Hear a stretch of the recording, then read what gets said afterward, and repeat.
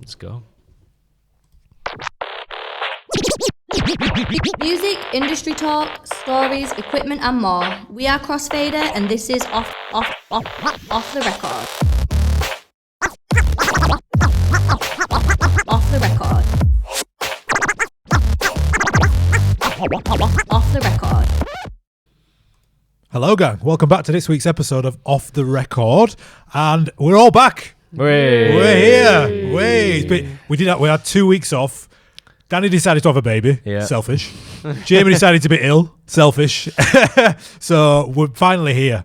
I was secretly hoping that you'd get Liv or Eve to cover. Yeah. I want to hear you on a podcast with them. After speaking to legal, it was a no. So yeah, we're back. Yeah. How's dad life? Yeah. Good. Wild. Yeah. Great. Yeah. Good. Welcome to the club. Welcome to the club. Yeah. Welcome back. Yeah, we're going to talk. We're going to talk about basically the state of the nightlife industry because there's been some news around the UK around nightclub closures, and we're going to talk about it. But 2 seconds before this, Jamie said, "Why don't we talk about FLX2 soon as that come out?" And I forgot we've been away for 2 weeks, so we've not talked about it. So yeah, the FLX2 came out last week. As we're recording, and it's basically the brand new. It's the update to the DDJ 200. It's like the first thing on Alpha Theta's list you can buy. Super beginner, 2-channel. It's $179, something like that. Yeah. It's been out 2 days, by the way. It wasn't last week. Was it? It feels like a long week. Oh yeah. It's just, it is. We got it so early. Like thanks to Alpha Theta for sending it over because we've done a full course on it at launch, which is the first time we've ever done something like that. So yeah, big shout out to Alpha Theta / Pioneer for sending it over. And yeah, it's been out. Do you want to give us a few features on it, Jamie? Yeah, well, look, if anyone that already knows about DJ equipment, it is a DDJ 200 replacement. So it's replacing that very, very entry-level controller in the market that is designed to try and get those DJs who maybe don't even have a laptop yet or anything, they've just got a mobile, get them plugged into some equipment and actually mixing beyond just tapping on a screen, for example. So it's really that first step. However, it fits into this Flex range. So the great thing about it is just like the Flex 4 and the Flex 6 and the Flex 10, it works across different software. So out of the box now, the Flex 2 works with Rekordbox. It works with Rekordbox on the iOS and mobile app. Yeah. And then it also works on Serato DJ Lite. And it also works with DJ Pro by Algorithm, which is, again, another leading app. And Algorithm are the only ones that have Apple Music streaming in there, which is obviously a big plus for a lot of people maybe just coming to DJing for the first time. They might already have an Apple streaming music library. So that's, a plus for them. And ultimately, it's a very simple 2-channel controller that now has dedicated output. So one of the big flaws with the 200, its predecessor, was the fact that it was really complicated to sort of set up. It was a nightmare. If you're a beginner coming to it, it just became so complicated to actually just get some audio coming out of it into either speakers or headphones. So now they've got like a place to plug your headphones in and a place to plug your speakers in if you choose to plug them in, or you can just play it directly out of your phone or tablets speakers if you connect it that way. It connects via Bluetooth. There's smart features like Smart Fader and Smart CFX, just like on the Flex 4. The downsides to it, realistically, there's only a couple of things. It doesn't have dedicated pad mode buttons, which the Flex 4 does. So to switch between the different pad modes, you kind of end up holding 2 buttons down and then pressing like a third pad to switch the modes when you start to do a bit more creative stuff on the controller. And it doesn't have gain knobs, which ultimately allow you to boost or lower the volume of individual channels to sort of match the volumes. But you don't really need it. To get started, it is honestly such a great controller. And I said it in the review that it's £159 I think here in the UK, sub $200. And really, if you're wanting to get started and just dip your toe in and try out DJing, then the best thing about this controller is the fact that it isn't a toy. It's not just like you're buying a gimmick to try it out and then you're going to have to get rid of that and buy something else anyway if you decide you want to start DJing. But that's why start your journey. But that's why it's not just about starting your journey, right? Most people listen to a DJ podcast, probably already DJing, right? So it could be like it's just your second station. You've got your kit that you carry around with you to gigs, but you want to DJ in your free time. You don't want to set up your rig or whatever. That could be just like, okay, I'll just have this in my bedroom. I really like that. I can just practice. Connect it straight to a phone or iPad, and I can just kind of like DJ anywhere. Just leave it on your lap, and just DJ on your sofa. It's super simple in that way. 100% take it on a plane, on a train, a bit of travel. Like it fits in a backpack. So it was definitely like a good option as a second unit at £159. Unbelievable. Yeah. And you can win one. So we are right in the middle of our 4 weeks of giveaways. Last week we gave away a Flex 4, but you could win a Flex 2. Like I say, it doesn't matter if you've just started DJing. If you want it as your second, be selfish. Do you know what I mean? Enter. You might win it. It's totally random. So just go to our website or go to our socials, click the link, and you can enter to win a Flex 2. And we will have 2 more weeks of giveaways of some juicy equipment. It steps up as well. It steps up week by week. Yeah, it does step up. There's some big prizes. Make sure you've got notifications on like Instagram or TikTok or Facebook, wherever you get our socials. And you can enter. I'll leave some links in this video as well. Traktor. We need to kind of mention Let's mention Traktor. Yeah. So today. Yeah. Well, yesterday. Got an email from Traktor yesterday saying, you're all good for the release of the Z1, guys, right? And we're like, what? So there's a bit of confusion. We knew it was coming, but there was back and forth about, we'll get you on, we'll sort it out. There's an event going on, I think, as well. And we kind of then didn't hear back. And then I think there was some miscommunication. They were like, okay, cool. So did you enjoy the event? Here's the press kit. And we're like, we never got invited to the event. Somebody's turning up to this event as us. Yeah. And legal will answer. Anyway, I'm excited to have a little play on it. The main reason is the modular thing that's coming about. It's a modular controller, isn't it? It's a mixer that you don't need anything else to go with it, but it's a basic DJ mixer that replaces their other Z. It's just a Z1 Mark 1, isn't it? Yeah, so they've got a Z1 already. But I just like that they're still pushing, there's quite a resurgence in modular gear at the moment, I feel like. And it's, it'd be great to see more of that, and it's a good entry-level way to sort of, again, start DJing some of this beginner entry-level stuff. It's a good way to do it. So we've only had 1 day's notice, so there will be stuff on our socials in the next week or so, we promise. Getting on to today's topic then, which is a really good one. I got a DM from a friend saying, have you seen this? And it was basically a Sky News, which is a big news outlet in the UK, had done a report basically into the nightlife industry, and they'd done an interview with like the commissioner of the nightlife industry in the UK. And basically 10 nightclubs in the UK are closing down a month, which essentially means that we could see the end of nightclubs by 2029, which literally sounds like doomsday. It does, yeah. Like in your mind, just like random people walking into the street on a Saturday night with like nowhere to go. It sounds horrifying. But I think we've talked about the future of DJing a lot on this podcast if you've listened before, and a lot of like even when like a new equipment comes out, there's new ways how you can incorporate technology into the DJ world. And I think it's important to always give context when there's like headlines like this, which might scare you if you've been DJing for years and years. Nightclub closures, and I'm sure it's similar around Europe and the US, might just, it's a scary thing to think that your industry might be attacked. And we've had a conversation about why that might be in previous episodes, like, people more health conscious, high cost of living, loads of stuff. Go and listen to that episode. But today we're going to talk about opportunities that are going to come in more of the future of DJing and where DJing might be going, so that you can like pivot early. And there's platforms like this where we can have a discussion about it and not be like, oh my God, let's stop DJing because the DJ is on the rise. Like there's never been more DJs. So there's a few ways that as a DJ you can sort of future-proof your DJ career. And I've got a list. How many have we got? 6 or 7 that we'll go through? I've got 7 ways. So the first one is the rise of the DJ creator-led YouTube channel. You've seen these everywhere where it started with sort of boiler room culture, doesn't it? You go back to like a DJ in the middle of somewhere with people around them, and then you're in an immersive experience by not actually being there. Yeah. And then creators and YouTubers have taken it on themselves to sort of host their own, no matter where it is. I've seen them at coffee shops. I've seen them at gyms. I've seen them just in my favourite one's called Apartment Life. And people just come. It's an apartment. There's like 20, 30 people there. But they're getting millions of views. Right? So go on. I went out to my little den in the garden, which is like a little gym. Yes. I went to do a workout, and I just put YouTube on, and I watch these things. So I put them on to work out to. Yeah. So if I'm just like getting on the bike and doing some spin, I just put it on the background because I want to hear some new music, and I go to these channels.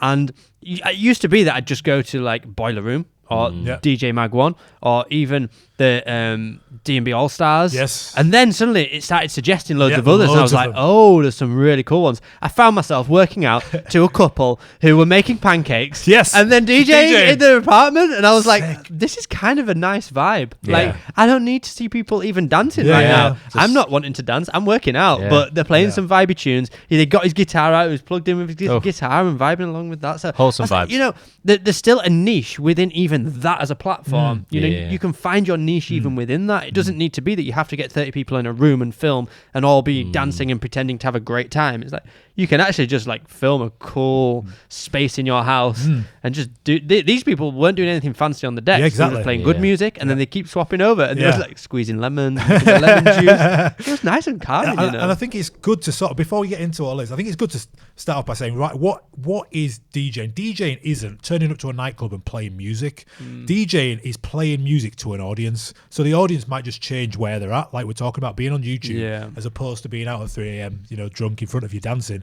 It doesn't necessarily translate into that same energy, but it's just another opportunity that can be that's sort of low lift, like you say. You got some decks and a camera in your kitchen, and you start from there, and it may evolve into what we're talking about. You know, I went to one where here's a good example where I went to an event called Vibe Room. It's like an old school R&B event. It started off with just a DJ and like 3 or 4 musicians, just like in a room.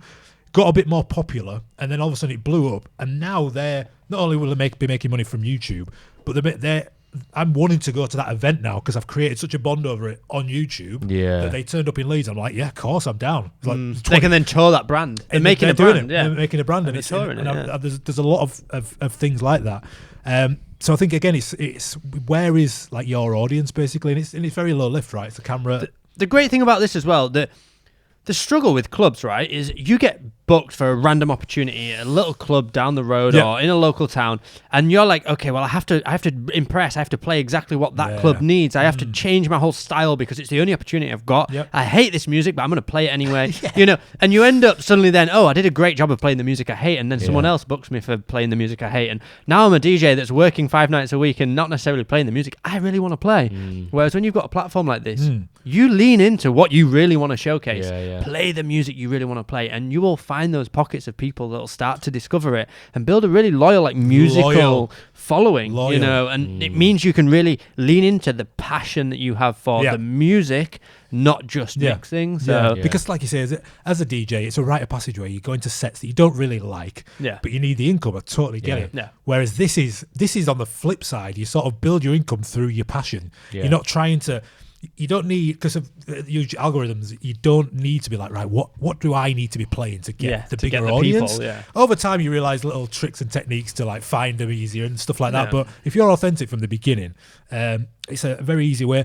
There might be an issue, like, I guess what a lot of people will say is like, you know, copyright and that kind of thing. But there are thousands of platforms doing this. You might need to, if you're, you know, passion is, you know, top 10 dance music, you might struggle, but then again, you just got to start think outside the box and be like, you know, how can I make this work? And then go and look at the creators that are doing it and be like, oh yeah, basically using bootlegs or you know, whatever. Some of them are really just getting away with it. I watched like this guy in a coffee shop, and it was just really cinematic. It was like 3 hours R&B coffee or something. I was like, yo, and he was playing, you know, Drake, Rihanna and stuff. So I think, to be honest, it's hard to like have a track that gets blocked nowadays on YouTube. So minimal. The struggle is that first, I think, is it 1,000 subscribers or something? It's less now, but so whatever like that threshold is, 500 or 1,000 subscribers, it's getting over that first. I get that's the hurdle for a lot of new DJs. Like, how do I even start? Because I can't play anything because I need to get X amount of subscribers. But like, everyone starts somewhere. You've just got to find those pockets, like you say. And once you just get over that hurdle of those subscribers,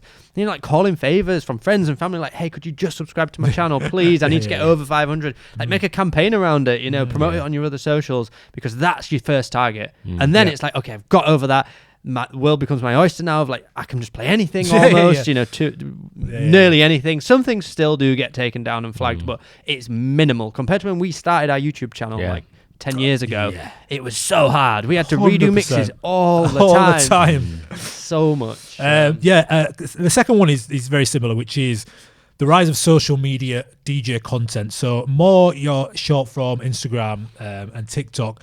And it's again like DJs becoming creators and using your passion for music to connect with people. That's again, the YouTube is more of a long form piece, and you're doing hour-long mixes and connecting with an audience.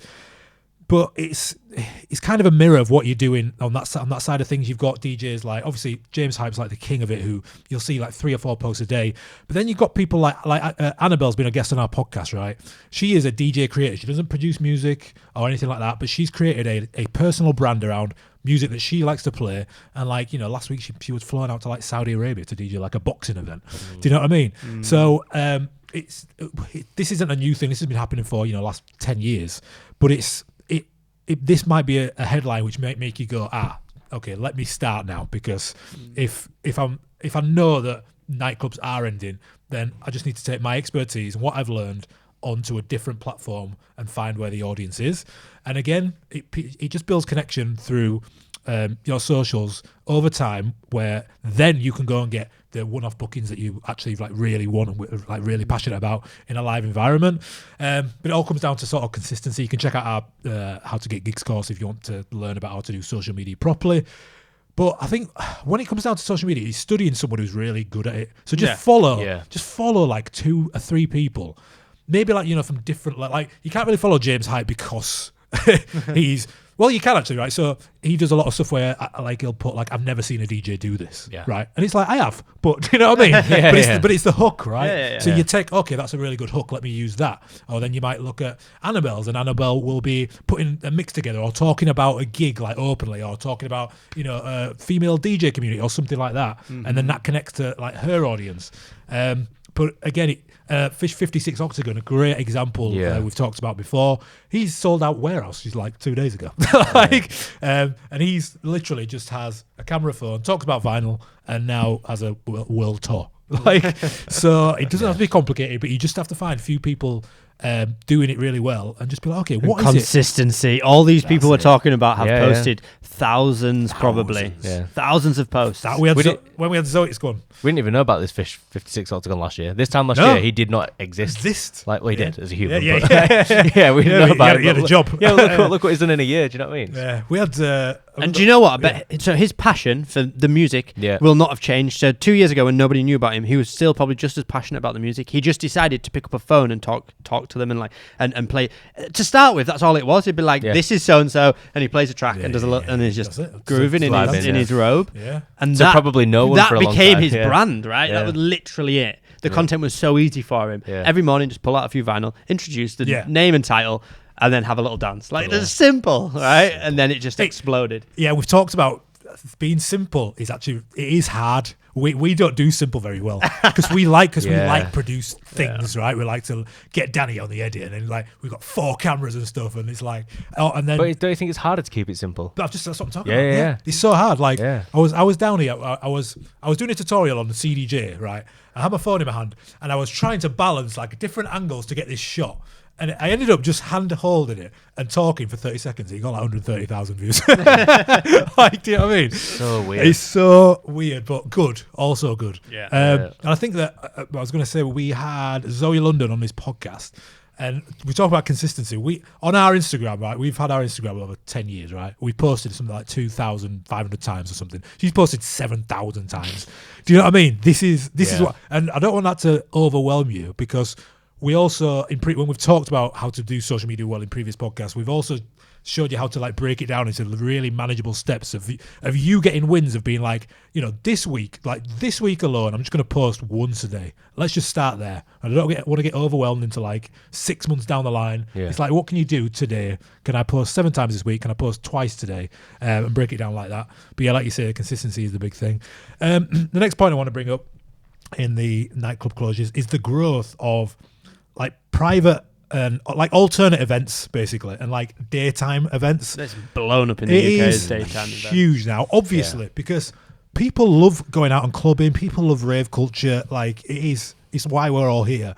But also, whether it's just because we're getting older or whatever, I also like sleep. But I like both, right? So why can't I have both? So there's been a total shift, and there's been a rise in the UK in festivals, and I think it's like the festival goer, it's like 30% up on last year. And there's been a rise. We've got Annie Mack who does like her before midnight event. I've signed up to. I'm doing this tour with this group called R&B Lovers, so it's like a throwback R&B festival. So I'm doing like 6 dates with them. The gigs are like finish at like 10 p.m. right on a Saturday. So I don't think these aren't new things, but I find it really weird how. There's a lot of clubs closing, but there's also not a lot of clubs that have tried moving to like daytime events. Yeah, I agree. I just don't think they've rolled the dice and been like, why don't we just do this in the daytime? Do you know what I mean? Yeah. And even some successful nightclubs that are open still now are still not even doing daytime. Where they could potentially do both. Do you know what I mean? But it does offer like other opportunities to, if you're connected with promoters, managers, event owners. Just making a suggestion or even like starting your own events might just be like a breakthrough for everyone, because you've got that transition of people wanting to still go out but get to bed early or whatever, but you've still got that sort of crowd and they're a bit like sometimes they'll come out once a month or something, but if you're like, oh, actually we're doing this like monthly event or weekly event and it's like through the daytime, they'll be like, yeah, why would I like not want to come to that? But it's good to see that on the rise, and like I say, I think like festival goes over here, it's like 30% up on last year or something. I seen, what was that, when we were talking about this nightclub closure, we were seeing a lot of people around. Is it because social media is killing dance floors? I think they're two separate issues though. Like from what they were saying on that thing is that he was saying that this is the guy that used to run Warehouse Project, right? Yeah, Sasha Lord. So he was saying that social media's killing the dance floor? That like phones and social media are killing the dance floor. But like phones basically. And social media are a separate thing, right? If like, you see, I mean, everyone wants to have that video of like the crazy reaction, but then because everyone's doing it, it's just everyone's on the phone, aren't they? I think like that's an issue, but then like social media has like done so much for like DJ culture and like clubs and everything in general. So it's like I can't blame social media, but then it's like, do you blame the phones? But then if you don't have the phones, you don't get the social media. But there's two sides to this. Again, it's the experience that is diluted, and I think that's probably what Sasha Lord was getting at, is that because we can see that event from 100 different angles posted down our necks, because that's what we do now and we consume it. It doesn't make it as exciting to go and experience it. Why do you think like Berghain, is it Berghain in Berlin? Berlin. Like it's still got such a synonymous thing about it. It's like I made it into Berghain and and this experience that is like behind the curtain. It's there's still that you're like tell me about it. And it forces people to literally travel across the world to try and get into this club, maybe multiple times because they get knocked back, and I think that's what they're getting at, is that the dilution of the experience that you're going to go have suddenly becomes, actually, no, I'm just part of this bigger system of, I go to an event and I'm meant to film it so I can share it with my friends and tell them that I've been there, but actually I don't really care about being there. It's just for everyone else's sake. Whereas, I think some of these clubs that are banning phones and doing that, it's to put you back in the moment. Like, why do people meditate? It's to get that moment there and then. And we're all getting so distracted by, they say social media, but just by the barrage of, things that are coming our way that are distracting us on a day-to-day basis, that's then happening in a club. And I think it's almost that, like, how would you meditate in a club? You'd put all the distractions away. You just engage with that moment there, with that song that's being played right then, and you just soak that moment in. So I think that's probably what he's getting at. 100%. And it's like, you can't just, what I don't like about it is just like telling like the youth off. Do you know what I mean? It's like, you're not dancing, put your phones away. It's like, that isn't gonna solve anything.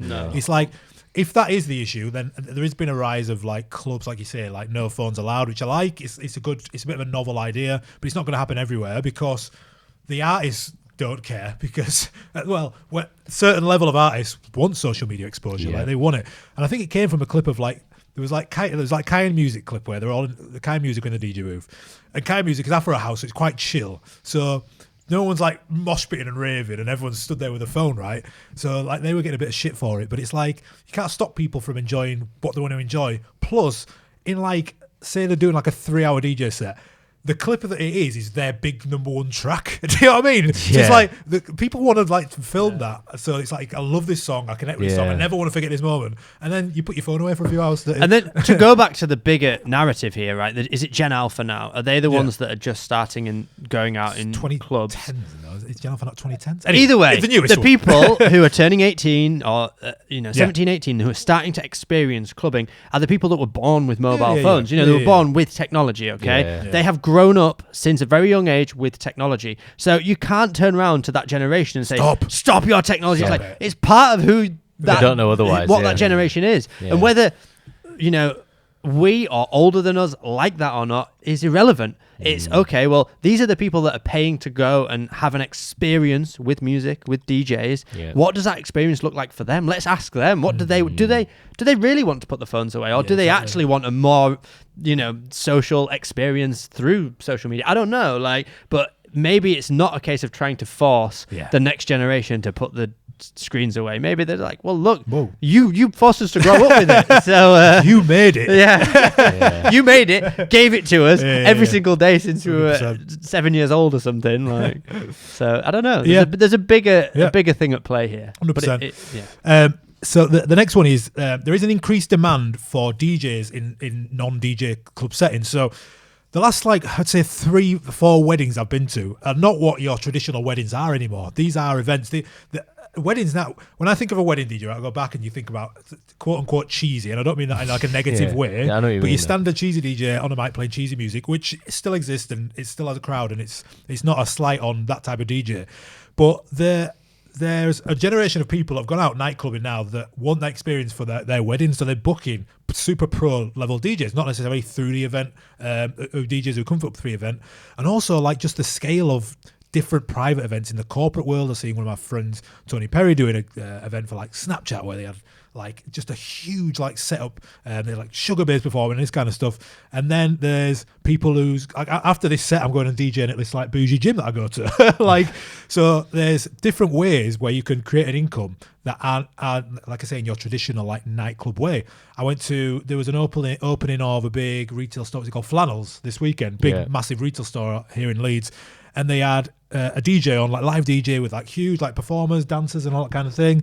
And it's nothing new, but there is a rise in because the DJ now is the rock star, is the number one on a chart. Yeah, it's super cool to put a DJ everywhere. There's no place a DJ isn't useful for a launch or just a bit. People want content for socials, don't they? Yeah. So have you got that statistic about the I was just going to mention that of about headliners, wasn't it? Yeah. Oh right, James the percentage of rock stars is shrinking in comparison to electronic artists. For headline anyway. People when we've had Annabelle or Zoe London in here, they do brand deals. They've got, because they're good on socials, they get brand deals with different brands. You've got your well-known wedding DJs with shout out Nick Spinelli, who you can see their setups in the weddings that he does. It's not like it used to be. So there is definitely a rise in the pro DJ being in non-traditional club settings, and again that can all stem from your socials. I mentioned it before, there's a guy that popped up on my TikTok. He's basically just called R&B wedding DJ, and I'm like, yeah, I get it. I know what you are. So there's definitely that route for you as well. Have you got that stat from? So is it the beginning of the end for rock and indie headliner dominance?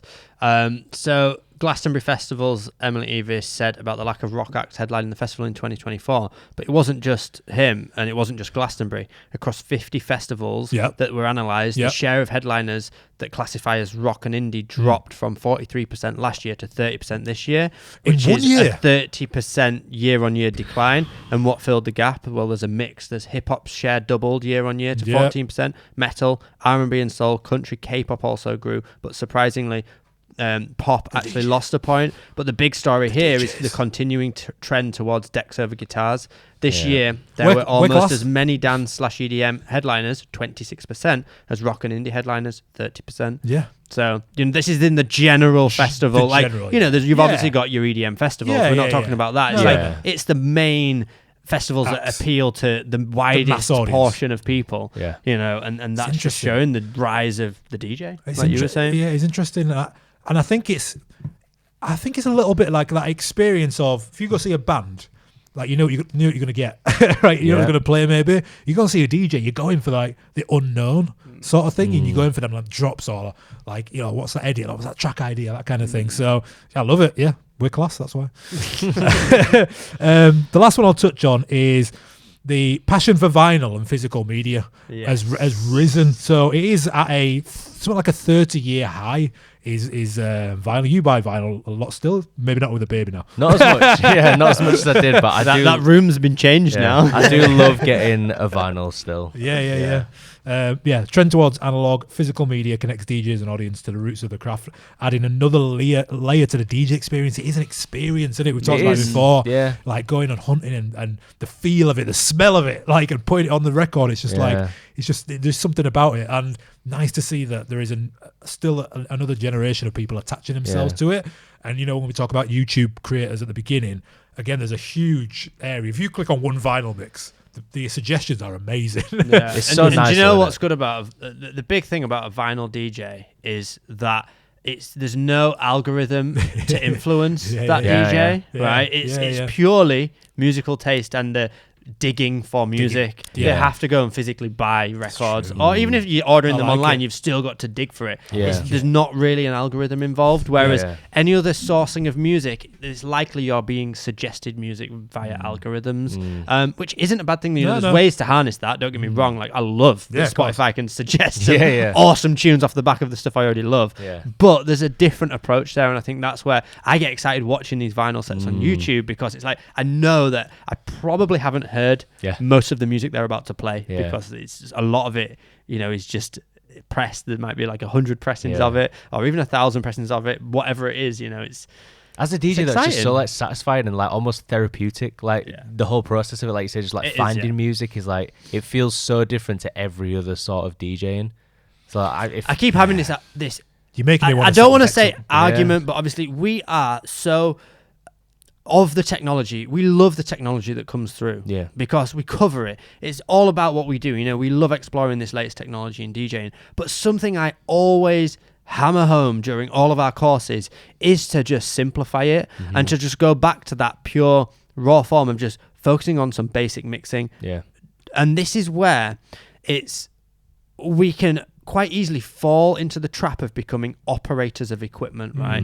Rather than creating a musical experience. We just go, okay, my equipment has a gazillion different features, so I'm going to press all these buttons and do all this thing, and I know what pitch play does, and I know what the pad effects do, and I know what this does, and because it's all there, we like become super operators, and we're like doing all the things on it. Doesn't necessarily always contribute to like what you want as an end goal. It's great to know it all, and we obviously teach all of that stuff, but as a beginner as well, it's too easy to get sort of hooked into, I need to be able to use all these features and stuff, and actually just go back to those basics, providing a musical experience and mixing some great music. You're making me want to set the deck. So I know that if I did like bought like one vinyl, that'd be it. Oh, it's game over. You cannot stop. 100%. Maybe we should start doing vinyl mixes again. I know, like we said, one a month. They just need to be. We need I was gonna say we need another setup. We don't need another setup. We can swap out the CDJ setup for a few months. I'll do it if I have to. Right. Very last point quickly, because we did touch on it with your stats. Really summed it up. Which my last point was the global appreciation for electronic music and how it's grown. And I talked about like Kaya music and like the growth of like Afro House. When you was out in Ibiza, they were talking about Afro House a lot. But like festivals, I was reading up on like festivals. There's like Ultra Japan, there's like Rock in Rio, there's loads of like every pocket of the universe has headliners that are now DJs. And the reason this relates to like nightclubs is, if this is the point where you're saying like, I still want to be on a stage DJing to crowds of people, it might be that time to focus on like music production and trying to like go into that next level. If you've been hesitant about it, it might be just this headline or this stat might be something that wakes you up and like just kicks you into action. But I hope it's provided some sort of clarity on what is possible, what's out there. We didn't even touch on there's Twitch streaming, Mixcloud streaming, it can earn you extra income, but we'll talk about that in another podcast. But the future is bright. I want to circle back around, and all of those things we've just covered, if you do even 40 to 50% of those things, you're gonna get nightclub bookings, right? It's gonna loop right back round. And they're gonna be too many bookings. There's gonna be more nightclubs opening. So by 2039, there's gonna be too many nightclubs. Like, honestly, you only have to do half of those things. Make a bit of a brand on social media. And here's the thing, do right? some mixes on YouTube. Just be consistent, and suddenly you'll be like, oh, I'm starting to get bookings. But just do like, one thing. I'd say just literally do one thing. Like just if it's like, oh my god, I don't want to do TikTok or YouTube. Like just do YouTube. Like just be like, I'm just gonna do YouTube. That's it, and then you'll just go from there. We've just fixed the whole industry in an hour. Sasha Law's been trying 30 to do minutes actually. What are we on? 34 minutes.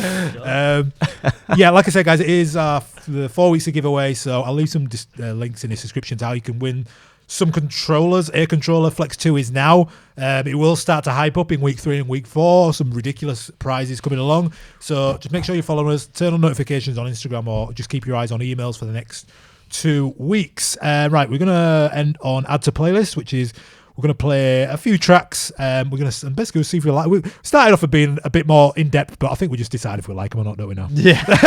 Fine, yeah. Do we like it or do we not? Simple as that. That's what. I'll try and provide some feedback a bit more and narrative insights around it. Okay, let's go. Can we hear this? Can we hear this? This goes back to like, we just do this as such a cathartic thing every week. It's a music experience, Oh, we'll start playing vinyl next week. Also, remember, we need to tell them to subscribe and... No. Forgot about that. Well, okay, let's skip into this one. I love this tune. I love the drums. The drums on this you will appreciate. I only smoke when I drink. Hello. And I only drink when I smoke with it. Is this the original? This is the Why original. do I know this? This is the original. It's just a new track. I know. Go It on. must be in my Spotify. Boom, boom, boom. Nice. I'm all over this. So good. You know when There's something quite captivating about the vocal. when you can hear loads of different bits at the same time. I love it. Yeah. There is something captivating. I don't know what it is. I thought it was the drums, but maybe it is the vocal. This is... Maybe I'm not into ASMR, but it's kind of like that whispery vocal, like just someone kind of whispering at random. Yeah, the pitching of the vocals always work. Are you playing that warm up, or is it enough vibes? Yeah, maybe warm up. Yeah, Warm it's to a build. Bit of a bop. It's kind of like a bit of a mix between electro, Nimonino, something. Yeah. Nimino? You know what? So I actually played like one of my first actual like in-person DJ sets over the weekend. This weekend, I should have talked about that at the start. Go for it now. Someone requested that. That's why I know it. Oh right, I was quite drunk at the time, so it was like in there in my brain Somewhere. Like, Yeah. but yeah. What are you saying about that? Feeling it? I'm feeling it. Yeah, I it's love got that that. sound. I mean, there's quite a few electro. tracks by that same artist. I It's think. got that old electro. Like early Dead Mouse sort of synthy, that one, plucky, square, bass, synth, whatever. Right, Disclosure bootleg, ready? Have you heard Disclosure's new one? I have. You shared it, didn't you? You did. Oh, Yeah, you shared it. disgusting. you need it loud though. This vocal has been sampled so much. Tondo, the original. Yeah, I think so. Oh, Nice. I like it, but I love. You don't need I to- love Disclosure's original, so it's hard to. I feel like it's been made into tech house for the sake of this tech house. If you're a tech house DJ, you're like, I get it. This is it. This sound has really stood the test of time, and it like Still there, Fisher innit? 2016 Still right there. through till now is like No different. Yeah, I think I'm getting a bit bored of it. it's just the bass sound and then the Yeah, it's simple. Does It's the job. simple. It ticks a box. yeah. It's nothing groundbreaking for me. I'd prefer the original Disclosure one just because that vocal, that like tribal vocal that runs through is just groovy as anything. Right, I've got no plan here, so let's go for this one. Ooh, takes me back to Yeah. 14, 16 years ago or something. Yeah. Hold tight, Layback Luke. Shout out Layback Luke. One of the best melodies, isn't it? There's two lead line tracks in it. going on here. So this is actually a release by, is it Lorenzo? It's Lorenzo, isn't it? I don't know. Layback Luke. Yes. What's it gonna do? What's it gonna do? Okay, Yeah, I like the modernization of it. It's Chris Lorenzo. Yeah. Is it? Do you know what? I'm So gonna say that you can tell the basses, 100%. so true to the original, but just modernized. Like, you need to be able to hear the bass in this to make it. Oh, okay, Yeah. okay. That's very Nicely done. Very nicely done. I mean, it's good because I really enjoyed the original. Like, it was of its moment right back when it first came out. Feeling that, yeah. I'm House, feeling it's just that. it's just the new version of it. I'd really enjoy playing that because it's got good. It reminds me of the original and vibes. Are we doing ticks? Raven. No. Do you want to do a tick? Well, this is for all the last There three. you go. I forgot where they are. I played a disco house event last week, which was sick. So I'll play you some a couple of disco house tunes that went off. This is a throwback to. I'll speed it. I hear this song so much at home, the original. Oh really? Yeah. Just washing up and that. Not me. But I hear it all the time. Sort of else for a I'll song. speed it. I mean, it's a banger to be fair. It is, isn't it? Somebody else's guy. Then I realize that you are somebody else's. Okay, I like it. Yeah. Yeah, vibes. Again, like- it always goes off, doesn't it? Dimitri from Paris vibe, innit? Yeah. That type of vibe. So this is a perfect example of something you can do a bit more with that. The guy, this sound in the background is isolated by itself before the drop. You could loop that, you Loop could it. cut it, you could layer it over other stuff. Like it. Okay, yeah. It's Again, this is a warm up. Oh yeah. You could Or play you it- play you could play it playing in disco the house. bass You set, playing yeah. disco house. Yeah. Ooh, should we do Vibe. like that one? Yeah, I like that Should one. we do the new? This is a new pauser track. Should we do that? Yeah. Shotty get hit. Shotty look hit when the lights on. Shotty look hit when the lights on. Shotty look hit when the lights on. Shotty look with the lights on. Loves his hip hop vocals. He I mean, loves it. I ain't Yeah. look hit with the lights on. I ain't look hit with the lights on. Shotty look hit with the lights on. Shotty look hit with the lights on. Shotty look hit with the lights on. Shotty look hit with the lights on. Turn the lights off, get the night on. Turn the lights off, get the night on. King Kong beat it to the night on. Shorty fell in love with the python.